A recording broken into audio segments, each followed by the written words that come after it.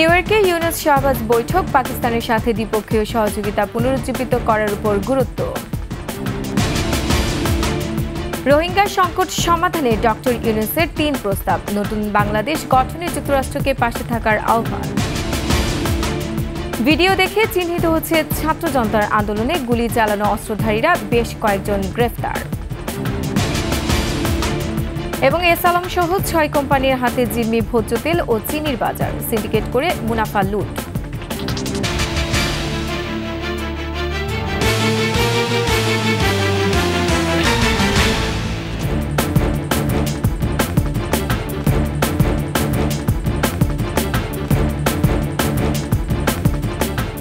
শুনছিলেন first security ইসলামী bank PLC সংবাদ শিরোনাম। আমন্ত্রণ ২১শে সংবাদে, সাথে আছে আমি রোমান আমিন। দর্শক, ২১শে টেলিভিশনের সংবাদ একই সাথে সরাসরি দেখতে পাবেন আমাদের ফেসবুক পেজ www.facebook.com/2124 অনলাইনে।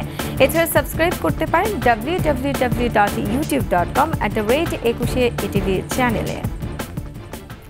পাকিস্তানের প্রধানমন্ত্রী শাহবাজ শরীফের সাথে দ্বিপক্ষীয় বৈঠক করেছেন অন্তর্বর্তী সরকারের প্রধান উপদেষ্টা ডক্টর মোহাম্মদ ইউনুস। বুধবার জাতিসংঘের অধিবেশনের ফাঁকে এই বৈঠকে দ্বিপাক্ষিক সহযোগিতা পুনরুজ্জীবিত করার প্রয়োজনীয়তার উপর গুরুত্বারোপ করেন দুই নেতা। পাশাপাশি জাতিসংঘের মানবাধিকার বিষয়ক হাই কমিশনার ফলকার টুর্কের সাথেও সাক্ষাৎ হয়েছে প্রধান উপদেষ্টার। আশরাফ শুভর রিপোর্টে বিস্তারিত। যুক্তরাষ্ট্রের নিউ ইয়র্কে চলছে জাতিসংঘের ৭৯তম সাধারণ পরিষদের অধিবেশন, যেখানে অংশ নিতে গিয়ে বেশ ব্যস্ত সময় পার করছেন অন্তর্বর্তী সরকারের প্রধান উপদেষ্টা ডক্টর মোহাম্মদ ইউনুস।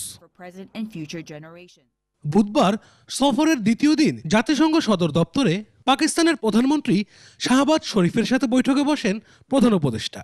আলোচনায় বিভিন্ন পর্যায়ে দ্বিপাক্ষিক সহযোগিতা পুনরুজ্জীবিত করার উপর জোর দেন দুই নেতা। এছাড়া দক্ষিণ এশিয়ার আঞ্চলিক সহযোগিতার শীর্ষ প্ল্যাটফর্ম হিসেবে সার্ককে চাঙ্গা করার আহ্বান জানান ডক্টর ইউনুস। বৈঠকে বাংলাদেশের টেক্সটাইল ও চামড়া খাতে বিনিয়োগের আগ্রহ প্রকাশ করেন পাকিস্তানের প্রধানমন্ত্রী। পাশাপাশি দুই দেশের পররাষ্ট্র সচিব পর্যায়ের আলোচনার জন্য যৌথ কমিশন পুনরায় সক্রিয় করার কথা বলেন দুই নেতা। এই দিন শাহবাজ শরীফ ছাড়াও জাতিসংঘের মানবাধিকার বিষয়ক হাই কমিশনার ফলকার টুর্কের সাথে সাক্ষাৎ করেন অধ্যাপক ইউনুস। এ সময় ন্যায় বিচার, স্বাধীনতা ও মানবাধিকার বিষয়ে পারস্পরিক স্বার্থ সংশ্লিষ্ট ক্ষেত্রগুলো নিয়ে আলোচনা করেন তারা।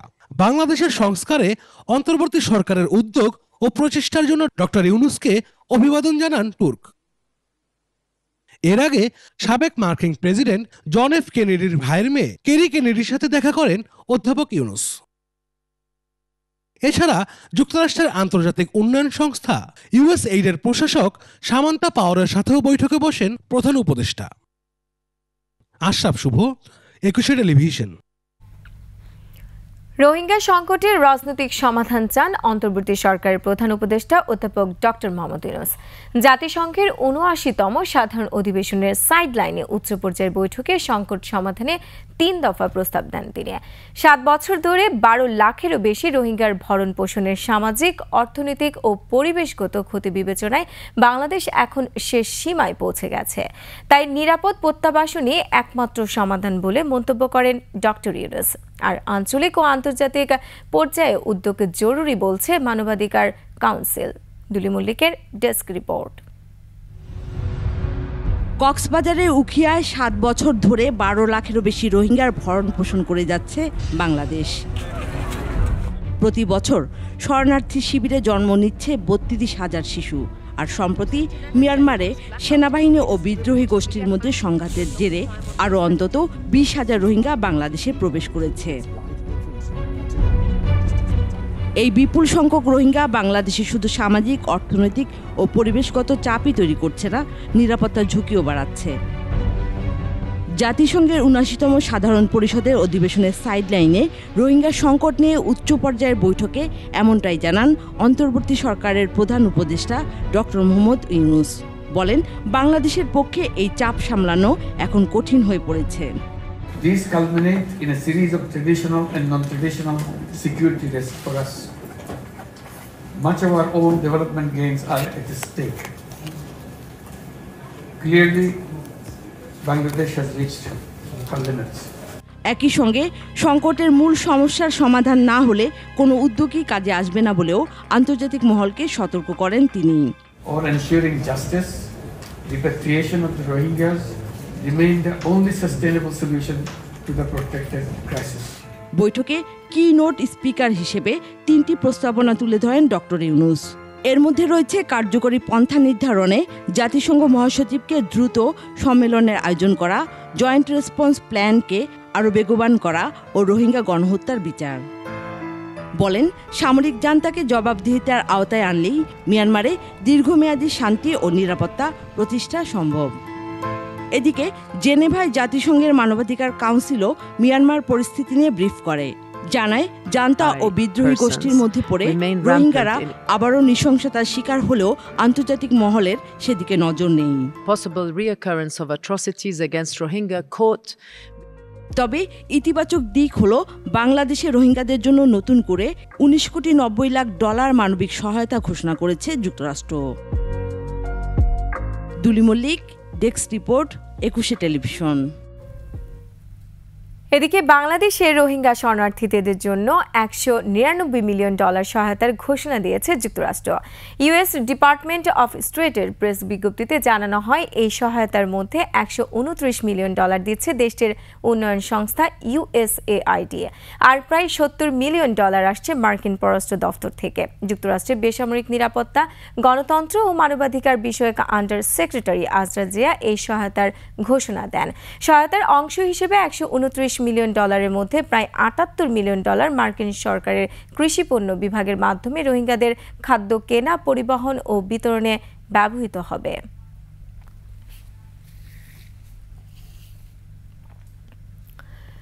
রাষ্ট্র সংস্কারে আন্তর্জাতিক মুদ্রা তহবিল IMF ডক্টর ইউনূস সরকারের পাশে আছে বলে জানিয়েছেন সংস্থাটির ব্যবস্থাপনা পরিচালক ক্রিস্টালিনা জর্জিয়েভা।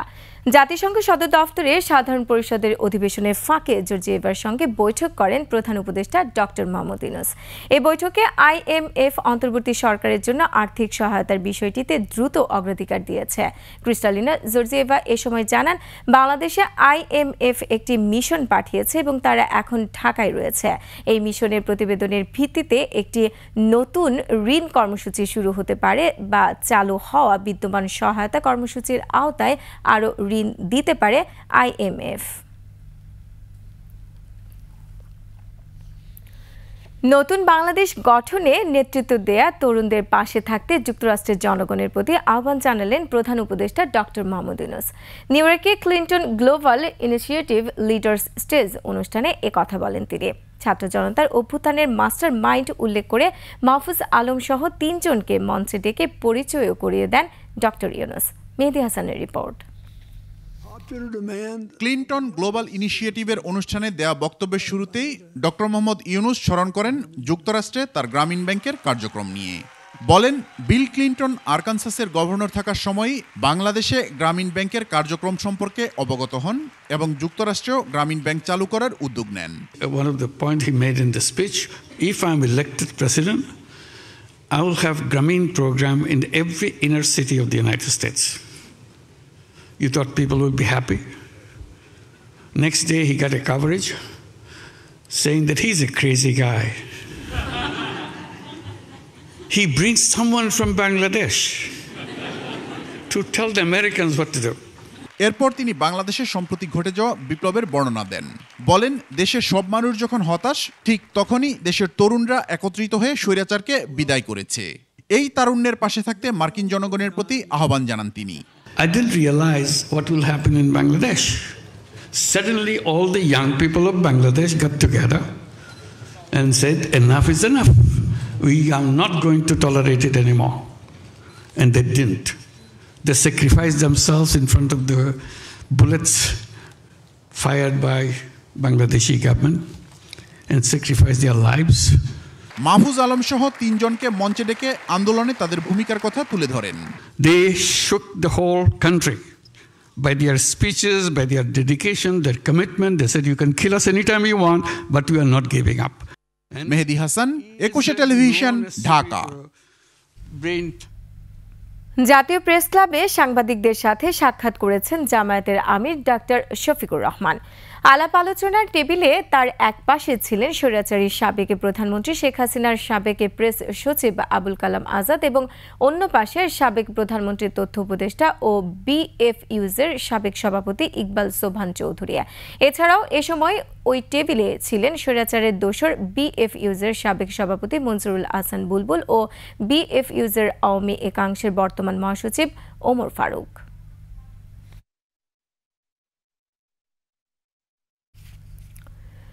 ভিডিও দেখে চিহ্নিত করা হচ্ছে ছাত্র জনতার আন্দোলনে গুলি চালানো ব্যক্তিদের। এরই মধ্যে ধরা পড়েছে কয়েকজন। জব্দ করা হচ্ছে দেশি বিদেশি অস্ত্র ও গুলি।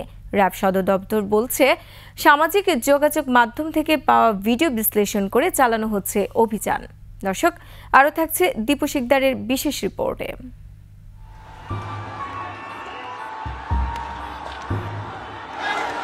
রাজশাহীর বোয়ালিয়া এলাকায় 5 আগস্ট সরকার পতনের শেষ মুহূর্তে আন্দোলন দমাতে 2টি পিস্তল নিয়ে ছাত্র জনতার উপর নির্বিচারে গুলি করেছিলেন এক ব্যক্তি। ভিডিও দেখে নিশ্চিত হওয়া যায় তার পরিচয়। জহিরুল ইসলাম রুবেল নামের ওই ব্যক্তিকে কুমিল্লা থেকে গ্রেফতার করে র্যাব।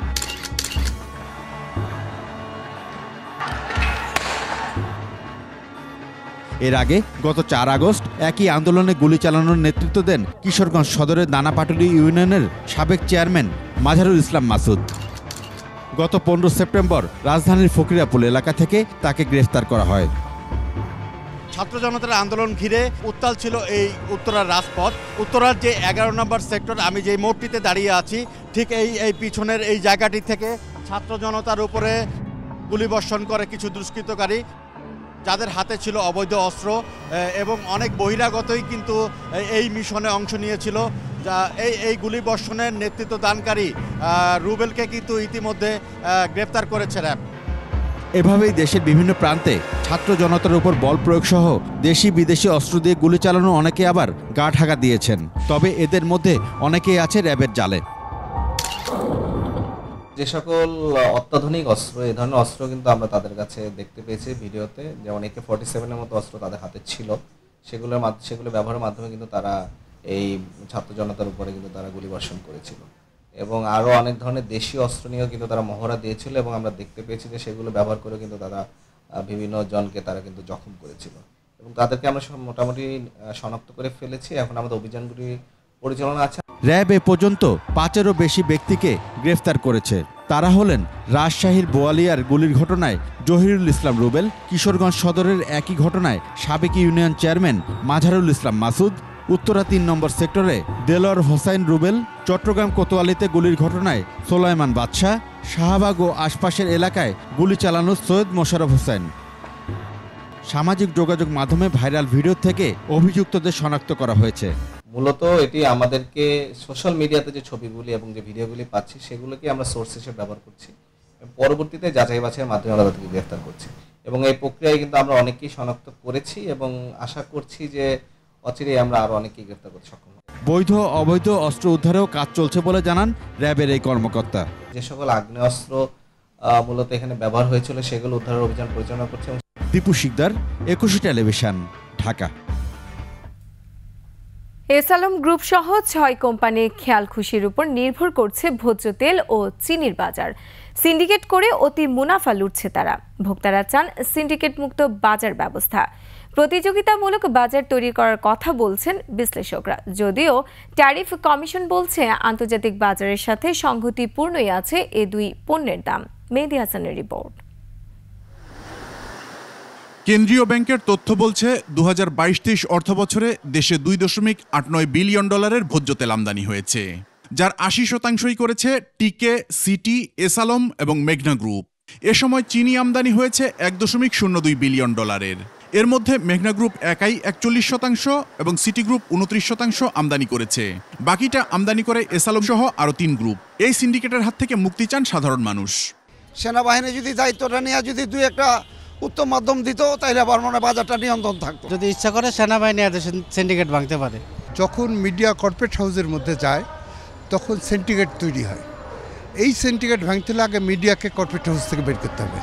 এদিকে গত 1 বছরে বিশ্ববাজারে প্রতি লিটার সয়াবিন তেলের দাম কমেছে 35%। বিক্রি হচ্ছে $0.9 তথা 105 টাকায়। কিন্তু দেশের বাজারে খুচরা পর্যায়ে সয়াবিন তেলের দাম কমেছে মাত্র 4.57%। লিটার প্রতি বিক্রি হচ্ছে 167 টাকায়। অন্যদিকে আন্তর্জাতিক বাজারে প্রতি কেজি চিনির দাম 30% কমে এখন $0.40 বা বাংলাদেশি মুদ্রায় 47 টাকায় নেমেছে। কিন্তু দেশের বাজারে চিনির দাম কমেছে মাত্র 7% কিছু বেশি। প্রতি কেজি বিক্রি হচ্ছে অন্তত 130 টাকায়। তবে বিশ্লেষকদের মতে ক্রুড ও রিফাইন পণ্যের শুল্কের পার্থক্যের কারণেই সিন্ডিকেশনটা গড়ে উঠেছে। এ বাজারকে প্রতিযোগিতামূলক করতে হবে। ট্যারিফ ব্যারিয়ার দিয়ে এদেরকে প্রোটেকশন দেওয়া হচ্ছে। আমরা বারবার করে বলছি যে এই ধরনের পণ্যে, বিশেষ করে যেগুলো নিত্য পণ্য হিসাবে ঘোষিত, এগুলোকে অন্তত ট্যারিফ ব্যারিয়ারের আওতা বাইরে নিয়ে যাওয়া। এটা এমন একটা সিন্ডিকেট তৈরি হয়েছে, এত শক্তিশালী, এটা ভাঙার জন্য এক ধরনের সংগ্রাম লাগবে। টিসিবিও তো ভালো কাজ করতে পারেনি। টিসিবি তো একটা ছিল যে না, সরকার নিজে বাজারকে নিয়ন্ত্রণ করতে পারবে এই তাদের মাধ্যমে নিয়ে এসে। তবে ট্যারিফ কমিশন বলছে 1 বছরের ব্যবধানে আন্তর্জাতিক বাজারে চিনির মূল্য 15% কমলেও ভোজ্য তেলের মূল্য প্রায় 10% বেড়েছে। সাথে অপরিশোধিত চিনিতে 59% এবং ভোজ্য তেলে 15% শুল্ক দিতে হয়। এডিবল অয়েল এবং চিনির যে ইন্টারন্যাশনাল প্রাইস 1 সপ্তাহে অনেক বৃদ্ধি পেয়েছে এবং 1 মাসে যদি চিন্তা করেন সেটাতে আরো বেশি বৃদ্ধির প্রতিফলন আমরা দেখব। যে কোনো ব্যবসায়ী চাইলেই এ দুপণ্যের ব্যবসার সাথে যুক্ত হতে পারে বলেও জানান এই সরকারি কর্মকর্তা। ক্যাপিটালটা একটা বিরাট ইস্যু, যেটা একটা বড় ক্যাপিটালের বিজনেস। মেহেদি হাসান, 21 টেলিভিশন, ঢাকা। সংবাদ এই পর্যায়ে নিচ্ছি বিরতি। যখন ফিরছি তখন অন্যান্য খবরের সঙ্গে আরো থাকবে। চ্যানেল আই পরিচালক শাইখ সিরাজ সহ 5 জনের বিরুদ্ধে ফারজানা ব্রাউনিয়ার প্রতারণা মামলা।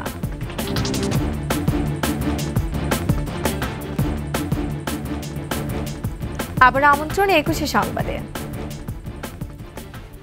সাবেক ভূমিমন্ত্রী সাইফুজ্জামান চৌধুরী সহ ক্ষমতাচ্যুত হাসিনা সরকারের সহযোগীদের বিরুদ্ধে দুর্নীতির অভিযোগ তদন্তে যুক্তরাজ্যের জাতীয় অপরাধ সংস্থা NCA-কে চিঠি দিয়েছেন দেশটির ক্ষমতাসীন লেবার পার্টির এমপি আফসানা বেগম।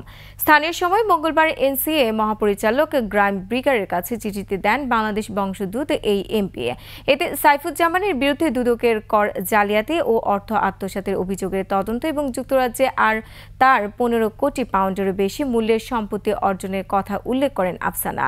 বলেন তার নিজ নির্বাচনী এলাকা পপুলার ও লাইম হাউসে সাইফুজ্জামানের 74টি সম্পত্তি রয়েছে। চিঠিতে সাইফুজ্জামান চৌধুরী এবং এই দুর্নীতির তদন্তে অভিযুক্ত অন্যান্যদের সম্পদ জব্দ করে তা বাংলাদেশে পাঠানোর আহ্বান জানান লেবার পার্টির এই নেতা।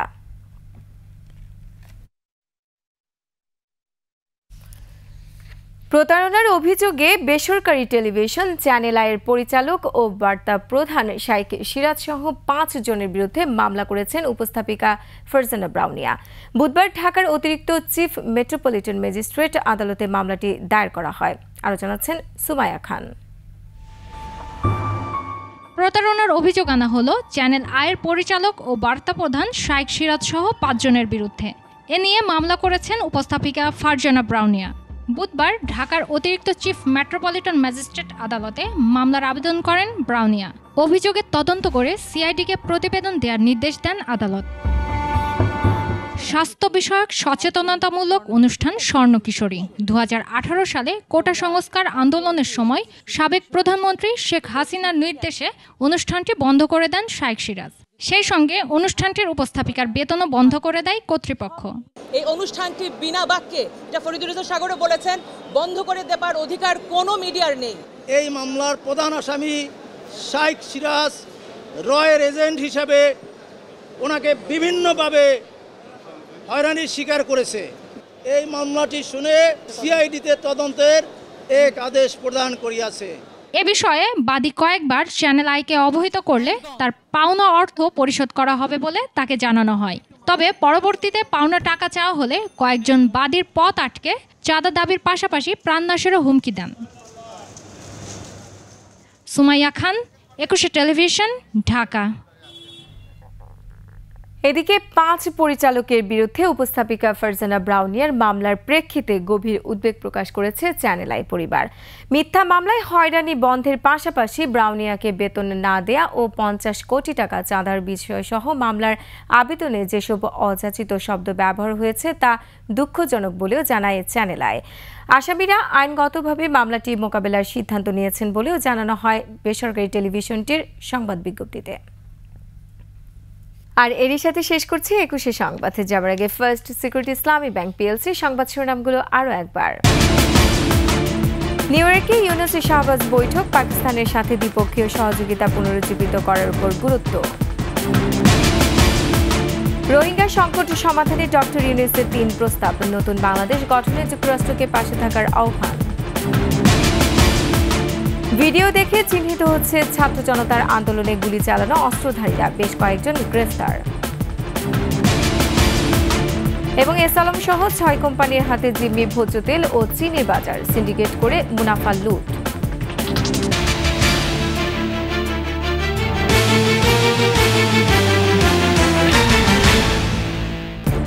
দর্শক, সর্বশেষ সংবাদ জানতে ডায়াল করুন 2021 নম্বরে আর ভিজিট করুন 21-tv.com এই ওয়েবসাইটে। এছাড়া ফেসবুকে ভিজিট করতে পারেন www.facebook.com/2124 অনলাইনে। এছাড়া সাবস্ক্রাইব করতে পারেন www.youtube.com/@21etv চ্যানেলে। এতক্ষণ সঙ্গে থাকার জন্য ধন্যবাদ। পরবর্তী সংবাদে দেখার আমন্ত্রণ রইল। 21-এর সাথেই থাকুন।